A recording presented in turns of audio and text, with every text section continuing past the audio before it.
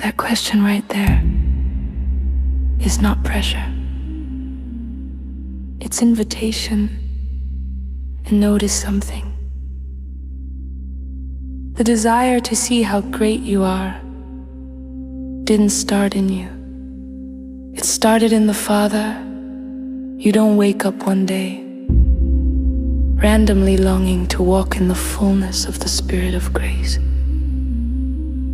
Sons don't manufacture hunger for inheritance. Hunger is evidence of origin. The law says, do you want to become something? Grace says, do you want to see what you already are? To walk in the fullness of grace is not climbing. It's awakening. It's the shift from I must improve to I must remember. Law makes man conscious of guilt. Grace, man conscious of the Father. Telling myself to stop is law. Remembering who I am is grace. Standing apart from the law is standing one with the Father. So the real question underneath your question is this: do you want to stop measuring and start seeing? Because greatness and grace is not performance, it is inheritance realized. A son does not strive to be wonderful.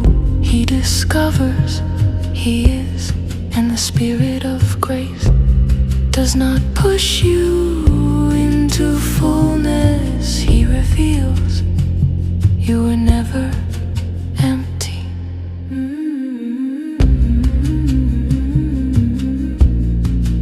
You are not becoming. You are awakening. You are not climbing. You are remembering. And the Father is not pressuring you forward. He is inviting you to see. He won.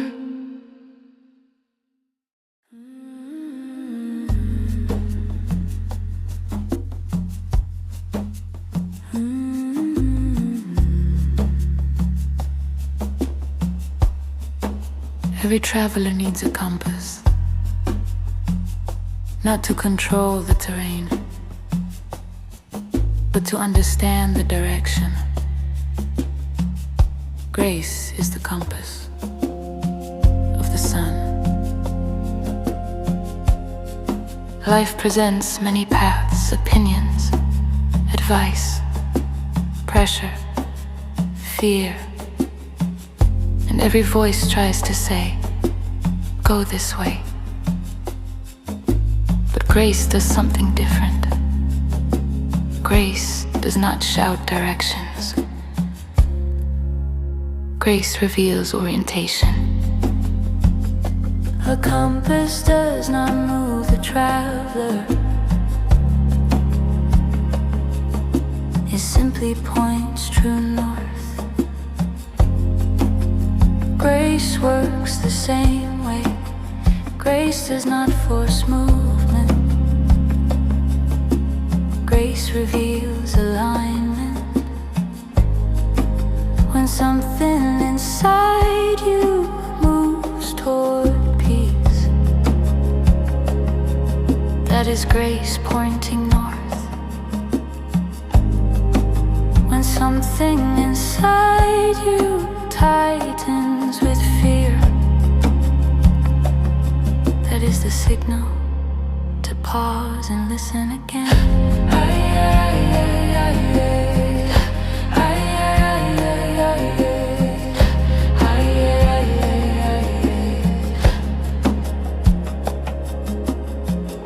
Law tries to navigate life through pressure, through control, through rules. Law says if you do everything right, you will arrive.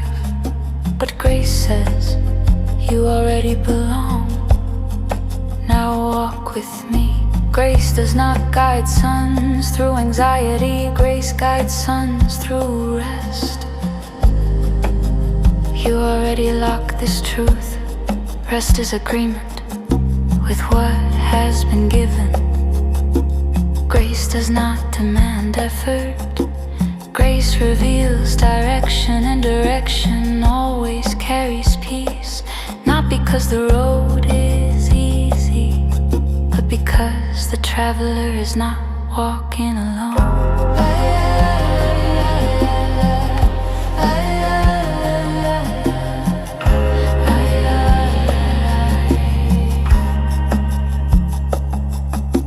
Sons do not navigate life by reacting to events. They navigate life by listening to grace. If fear is the voice, pause. If pressure is the voice, pause. But when peace speaks quietly inside your spirit, that is the compass.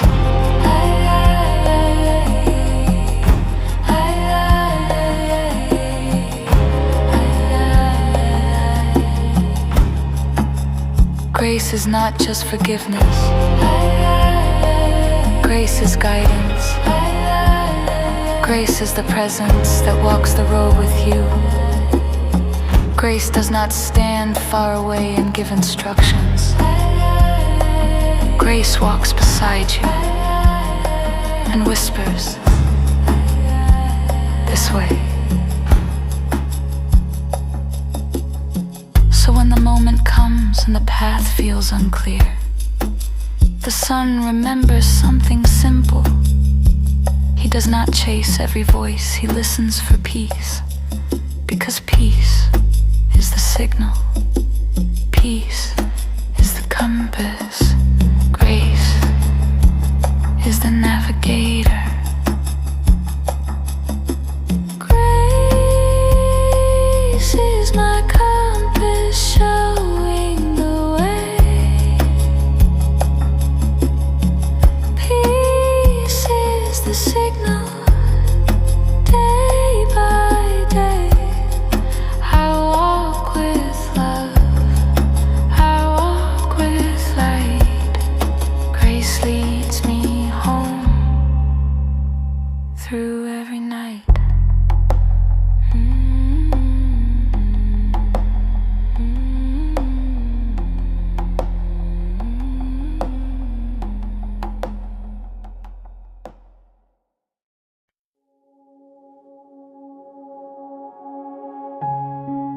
Many people walk around holding a picture,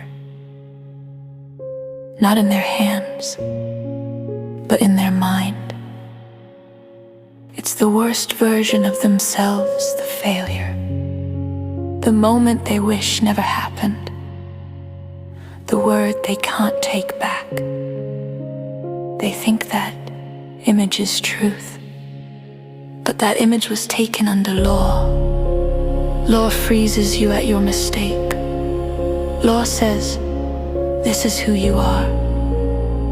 Grace never shows you your worst self. Grace reveals the best of the Father. Grace says, you are not the moment, you are mine. Law zooms in on failure. Grace zooms out to inheritance. Law keeps replaying the scene. Grace changes the narrator, because grace is not explaining you. Grace is revealing him. And when you see him clearly, you stop staring at your worst version and start living from his best. The image shifts, the mirror clears, and the Father's face becomes your identity. The problem was never the picture. It was the lens.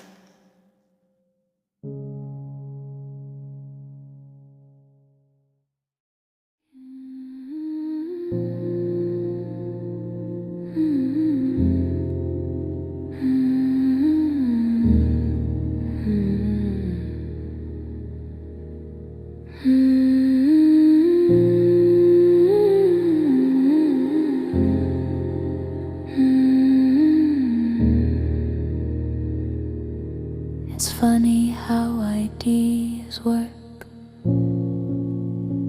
They start small, almost invisible. A thought, a sentence, a quiet moment. And at first you think that's all it is, just a thought.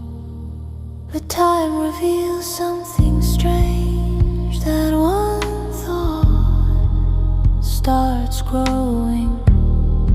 It becomes a conversation, then a song, then a story, then something that begins touching people you've never met.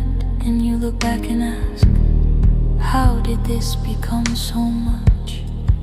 The answer is simple, because what you saw was never the whole seed. A seed never shows you the tree, it hides the tree. Inside that tiny shell is branches you cannot see, fruit that has not appeared, shade that has not formed, and forests that have not yet begun. The seed always contains more than the eye can measure. What you see is only the beginning.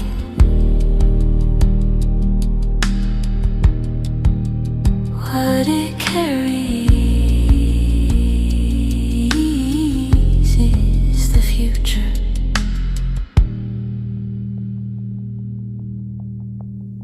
Grace works the same way.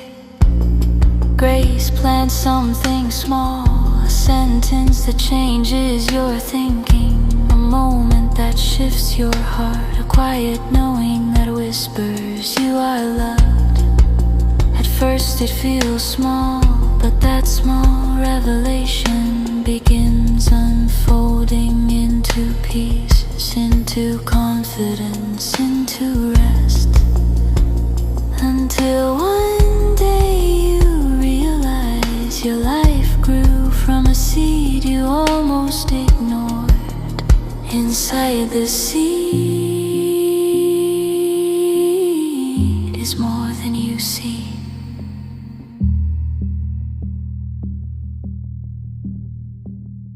Inside the seed is more than you see.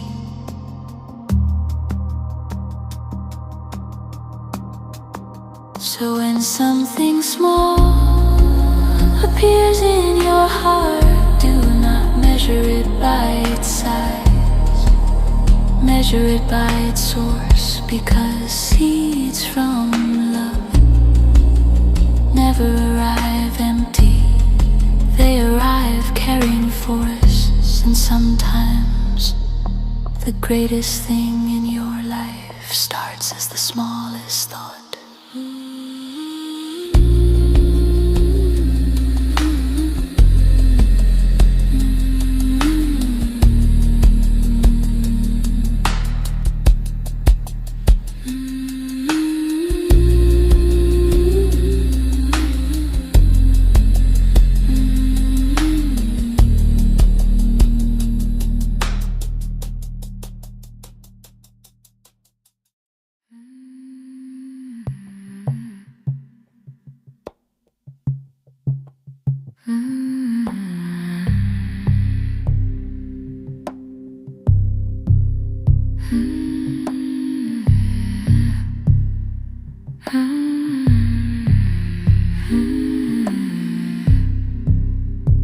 There was once a seed buried in the dark.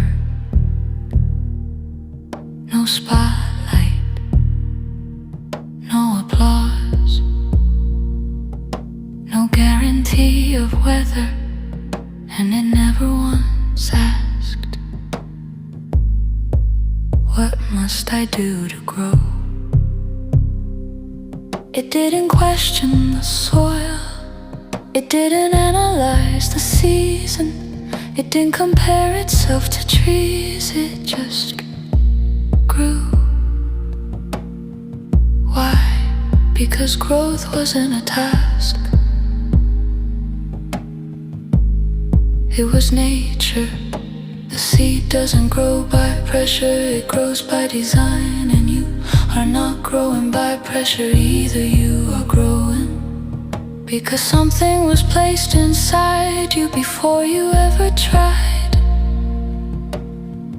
Lord teaches improvement. Grace reveals inheritance. The seed doesn't work to become a tree, it unfolds what it already carries. And maybe the darkness you're in isn't punishment, maybe it's planting. Maybe the quiet is an absence, maybe it's rooting. You don't have to ask. What must I do to grow? You grow from the inside out. Because grace is not behavior modification. Grace is life expressing itself. And life always knows how to rise.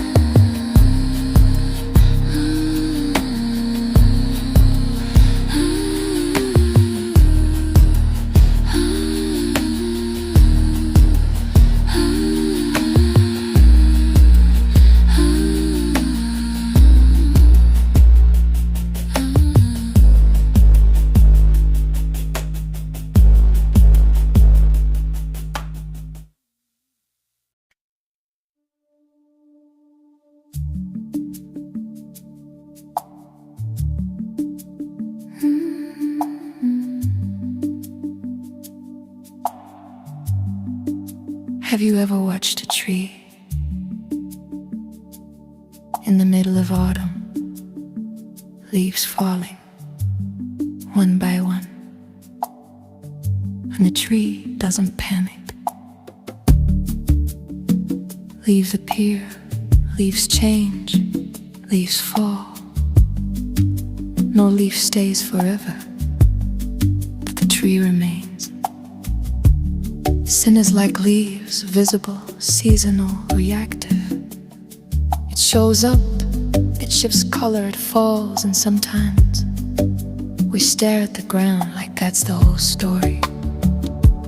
Leaves may fall, leaves may fall, but the root holds, the root holds. Law watches the leaves, counts them, names them, measures the pile. Grace speaks to the root.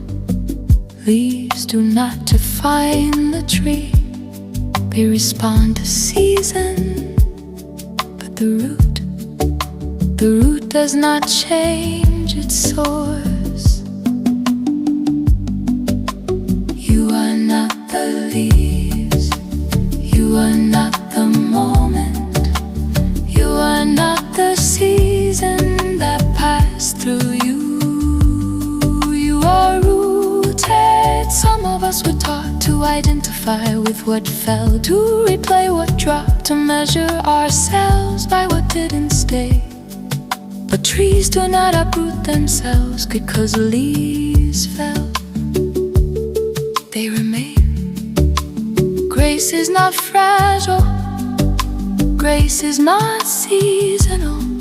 Grace is the trunk, grace is the root system. Grace is what stands when everything visible has shifted. Seasons move, grace remains. Seasons move, grace remains. Seasons move, sin appears, grace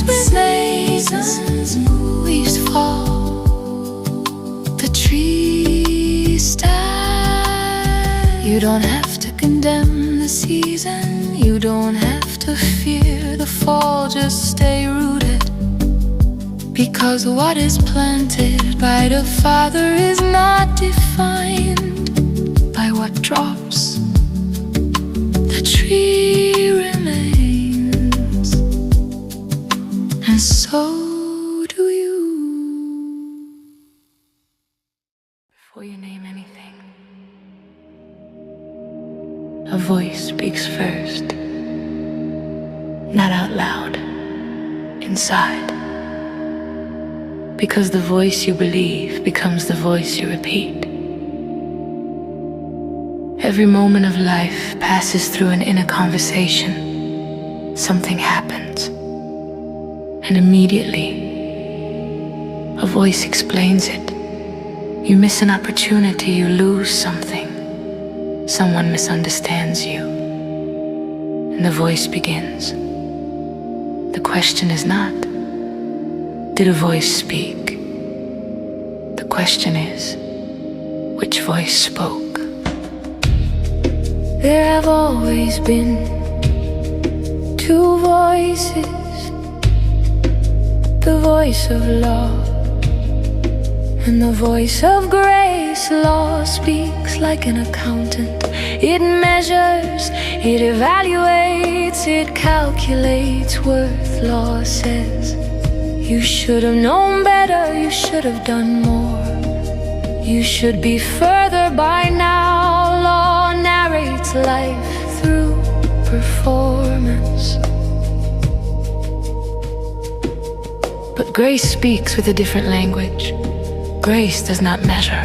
Grace reveals. Grace does not say, become. Grace says, remember. Remember who you are. Remember where you came from. Remember what has already been given. You lock this truth already. Telling myself to stop is law. Remembering who I am is grace. The voice of grace does not condemn the moment. Grace reinterprets it.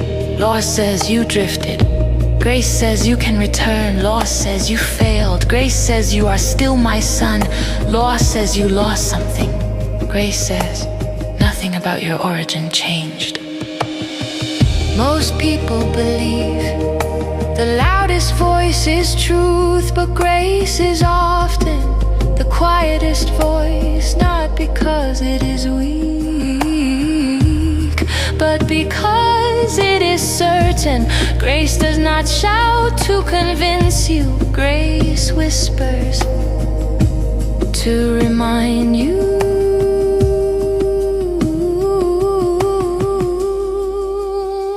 You already discovered something powerful. Unity follows agreement. You become one with the voice you believe. If you agree with judgment, you walk in judgment. If you agree with love, you walk in love, because agreement creates alignment.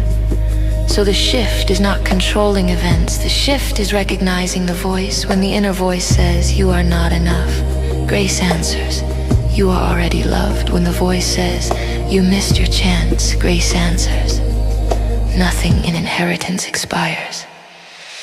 Grace is not just forgiveness, grace is guidance. Grace is the voice that teaches sons how to interpret life, which is why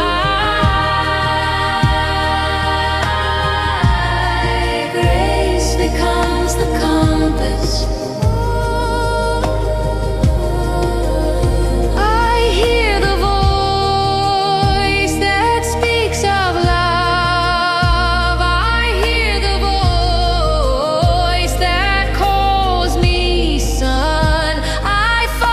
Grace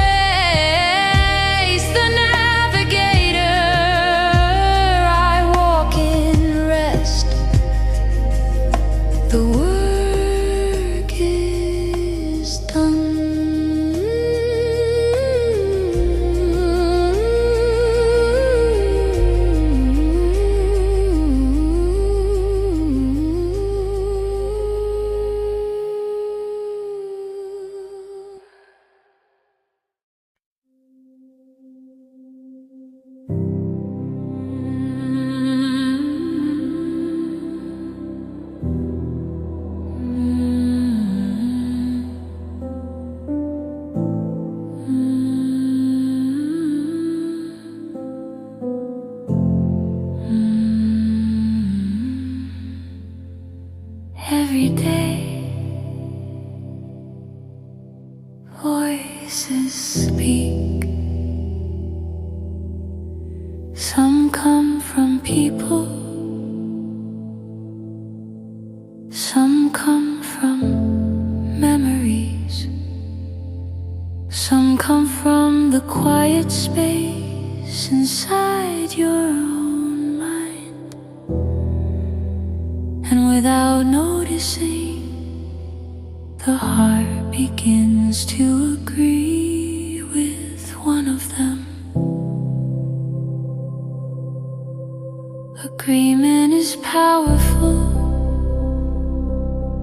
more powerful than effort,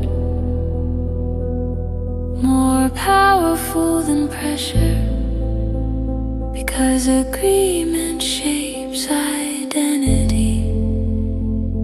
You slowly become the voice you believe. If the voice says you are not enough, and the heart agrees, life begins to shrink around that sentence. If the voice says you must prove your worth, and the heart agrees, life becomes a constant performance. But grace speaks another voice, not a voice of pressure, not a voice of accusation. Grace speaks the voice of the Father, and the sentence is simple. You are loved. When the heart agrees with that voice, something quiet begins to change. The need to prove fades, the fear of failure loosens, the pressure to perform softens, because agreement with love creates rest. Who I agree with is who I walk with. Who I believe is who I become. Many people try to change life through effort, but life changes faster through agreement. When the heart agrees with fear, fear becomes the guide. When the heart agrees with judgment, judgment becomes the lens. But when the heart agrees with grace, love becomes the voice that leads. Unity follows agreement. You become one with the voice you trust, and grace has been whispering the same sentence all along. Same love, same voice, same message, same love, same voice, same message. The voice of grace never changed, only the agreement.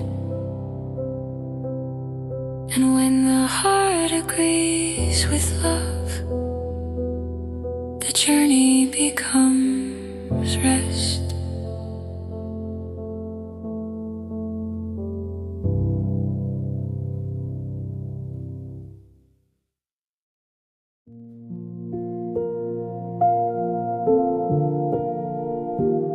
Sometimes the weight we feel is not what people did, but what we expected them to be. We look for ourselves in them. We expect our care, our depth, our loyalty, our language, our way of loving to come back through them. And when it does not, we feel disappointed, forgotten, or unseen.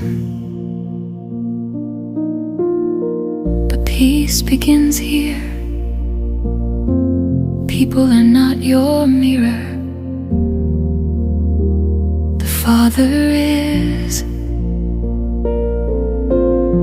Your value was never meant to be confirmed by who understands you, matches you, or responds like you. Grace teaches me to stop demanding myself from others. They are not me, and I am not lacking because they are different. The Father did not create me to be measured by people. He revealed me through Christ.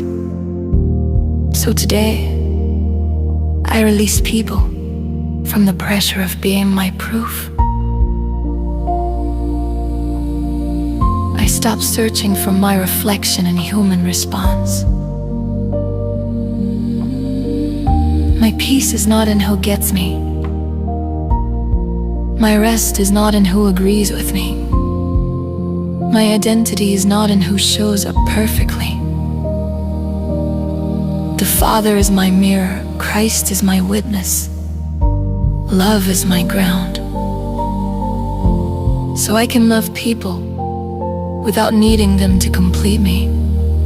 I can give without turning my giving into a demand. I can breathe without making people my source. Today I rest. I let people be people, and I let the Father be God. What He says about me is enough. What He has given me is full, and what He planted in me does not need human approval to live. I am held, I am known, I am already seen, and from that rest, I can love freely.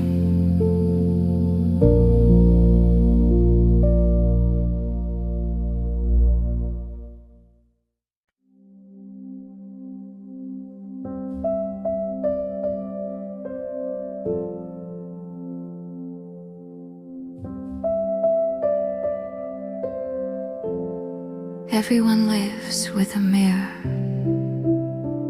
not the mirror on a wall, the mirror inside the mind, the place where you look to decide who you are.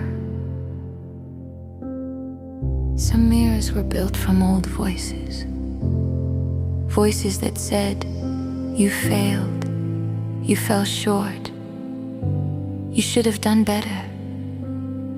And slowly the mirror forms an image of a person trying to improve, trying to repair, trying to become enough.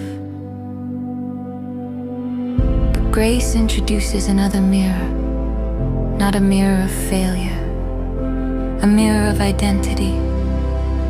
The ancient message of grace says something surprising. The old mirror shows Adam, the new mirror shows Christ. Two mirrors, two images, two ways of seeing yourself. One says, I failed. The other says, he won. The mirror you believe becomes the life you live. If the mirror shows a struggler, life becomes struggle. If the mirror shows a servant, life becomes performance. But if the mirror shows a son, life becomes inheritance. not what I did, but what he did. Not who I was, but who he is. Grace does not hand you a new task. Grace hands you a new mirror. A mirror where the Father says, look again. Look through love. Look through the finished work. Look through Christ. Because the image you believe shapes the life you live. And the mirror of grace does not show a man trying to become, it shows a son already welcomed. The old mirror says, fix yourself. The mirror of grace says, see yourself. He was,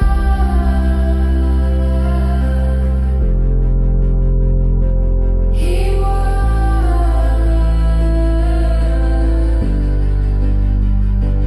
he was. And when the heart believes the new mirror, life begins to reflect the image it sees.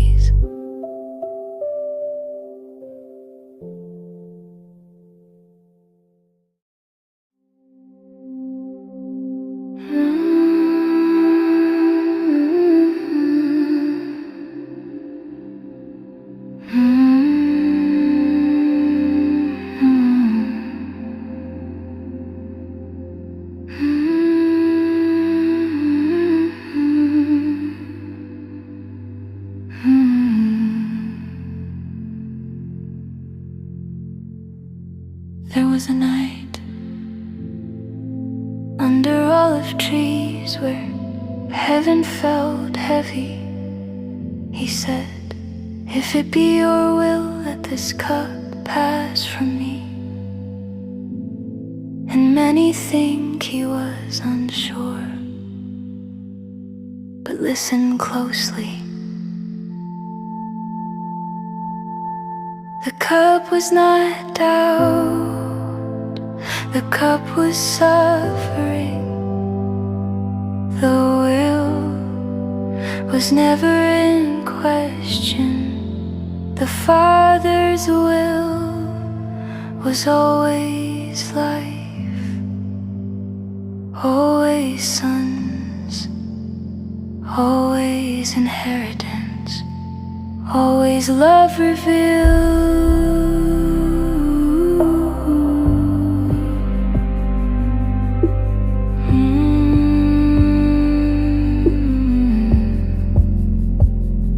The cup was the cross, the weight of law, the weight of accusation, the weight of separation, consciousness. He felt it, but then he said something that changed everything. Not my will, but yours. That was not resistance, that was agreement. The first Adam reached for independence. The last Adam rested in alignment. And in that agreement, salvation was secured. The Father's will was not death.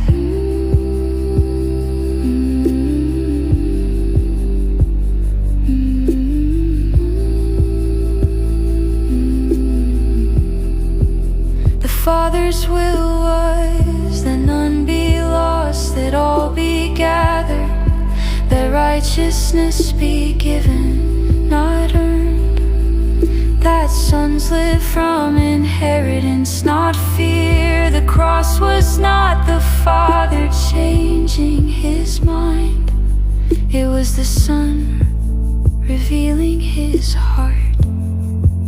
The cup was temporary, the will is eternal. And here is the quiet truth: the Father's will is not enforced through performance, it is fulfilled through agreement. And because He agreed, you now live inside that will. You are not striving to enter it, you are resting in what was already secure. The garden was not hesitation, it was alignment. And alignment opened resurrection, rest.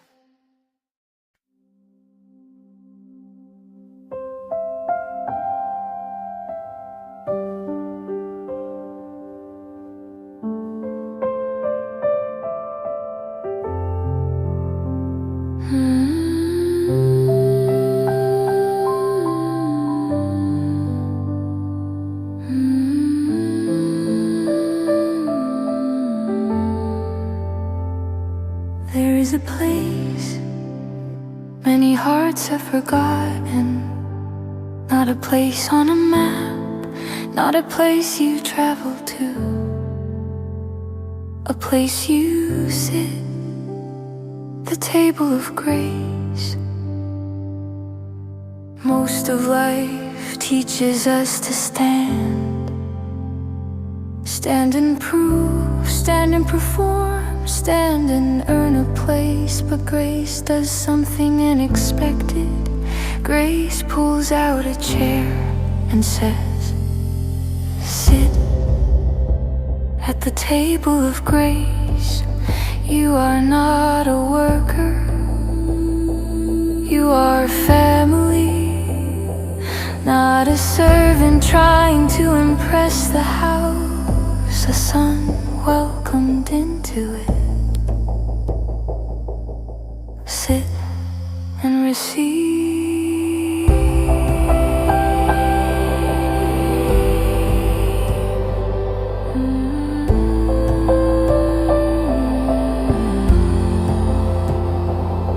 At this table, no one is measuring effort, no one is calculating worth, no one is checking qualifications, because the table was prepared before you arrived, prepared before, prepared before.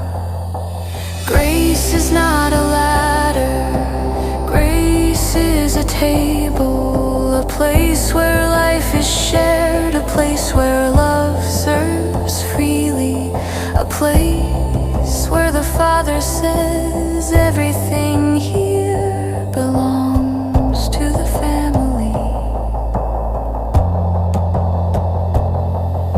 Inheritance does not begin with effort. Inheritance begins with belonging, and belonging begins with love. Many hearts are still standing, still striving, still trying to prove they deserve a seat. But grace whispers something simple: the seed was always yours. Sit and receive.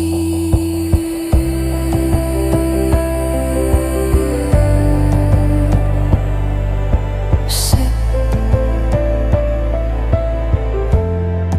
and receive.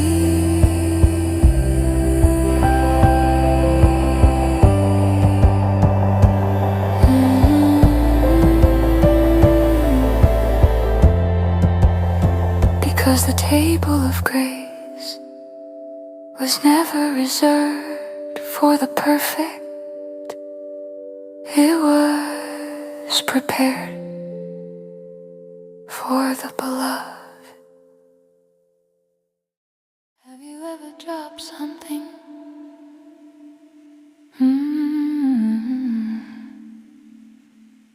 decided it was no longer worth picking up. Not because it changed, but because where it landed. If I drop $100 bill on the ground and a slice of bread beside it, which one lost its value? Most people would pick up the money. Some would leave the bread. But here's the question. Did either one change in origin? Or did the lens change? Contact does not cancel words. Exposure does not erase origin. Where it fell did not rewrite what it was. Some of us learned to see ourselves the way we saw that bread, touched, exposed, contaminated, less than. But value is not decided by contact. Value is declared by source. Origin never moved. Origin never moved. Only the lens did. Maybe it wasn't your circumstance. Maybe it wasn't your mistakes. Maybe it wasn't what they say. Maybe the value never shifted at all. Maybe your sight did.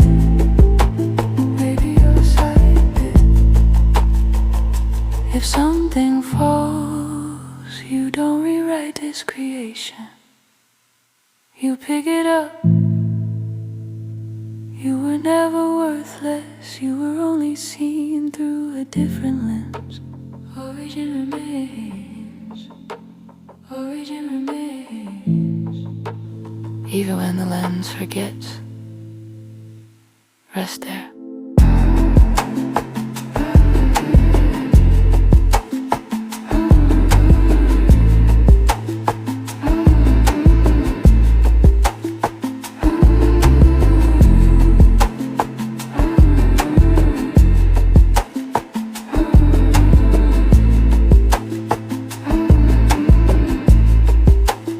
Breathe.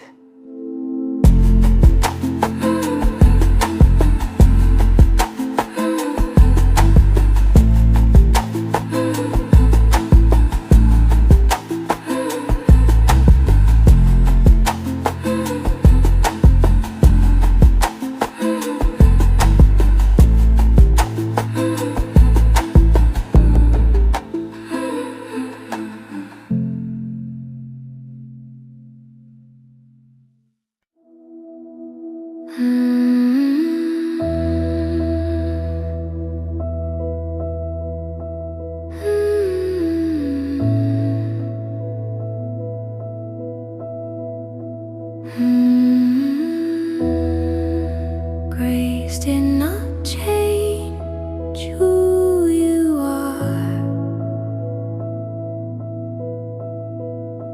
Grace revealed who you always were.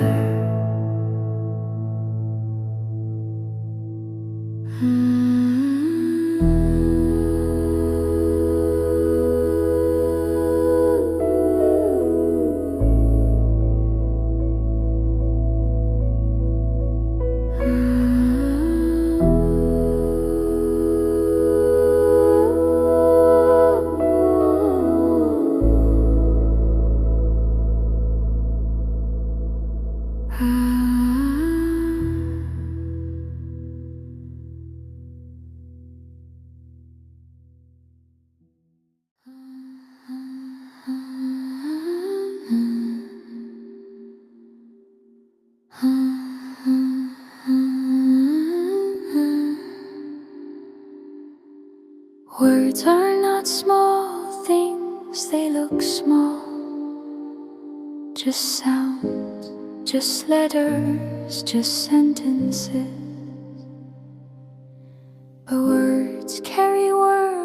inside them.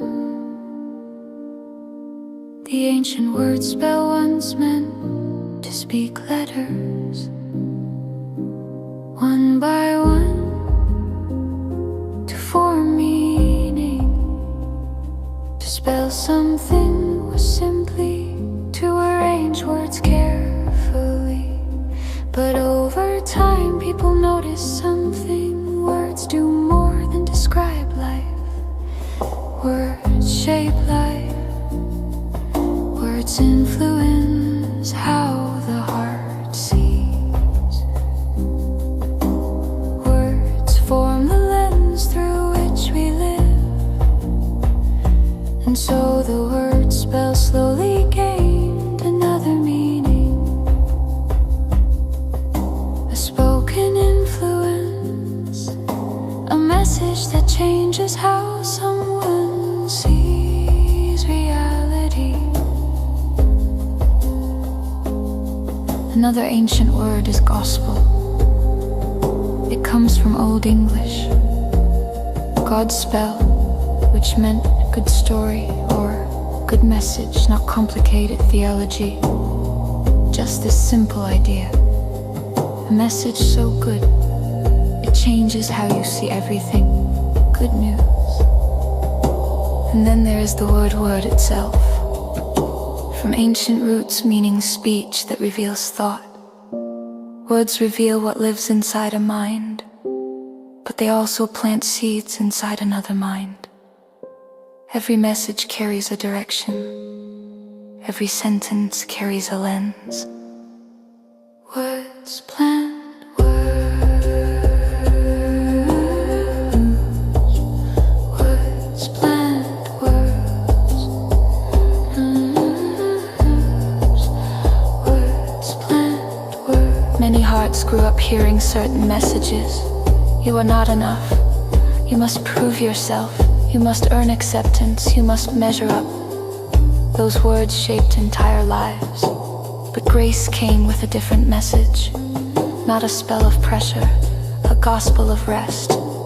Grace says, you were loved before the measuring started. You were chosen before the striving began.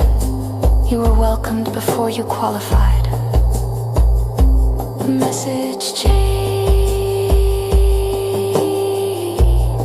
And when the message changes, the lens changes. And when the lens changes, life changes.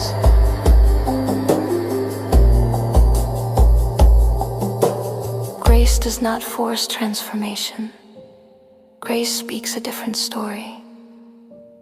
And the heart slowly begins to see itself through a new sentence.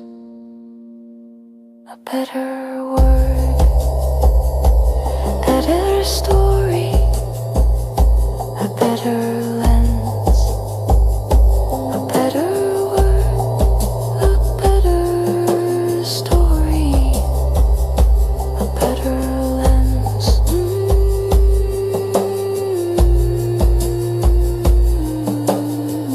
Grace did not come to argue with every old message.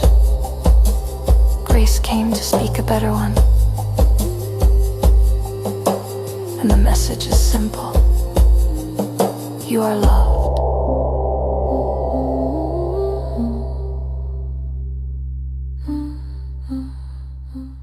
Mm-hmm.